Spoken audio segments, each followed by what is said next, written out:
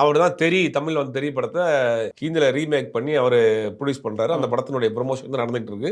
அதுல தான் அட்லியை வந்து அவர் வந்து இந்த மாதிரி அப்படின்னு அட்லி தான் அந்த கேட்ட கேள்விக்கு பதில் கொடுத்த விதம் தான் ரொம்ப ஸ்மார்ட்டா பண்ணாரு. நான் வந்து என் முதல்ல இந்த இடத்துல வந்து ஏஆர் முருகதாஸ் தான் தேங்க்ஸ் சொல்லணும். என்னைய பார்த்து அவருக்கு சான்ஸ் கொடுக்கல, என் கதையை பார்த்து சான்ஸ் கொடுத்தாரு அப்படின்னு இந்த இடத்துல தேங்க்ஸ் பண்றேன்னு அந்த கேட்ட கேள்விக்கு பதில் வந்து இப்படி கொடுத்தாப்ல. நீ என்னைய பார்க்காதடா, என் திறமையை பாடுறா அப்படிங்கிறதா அர்த்தம் அதுக்கு. அவங்க அது கூட அவங்களுக்கு புரியல.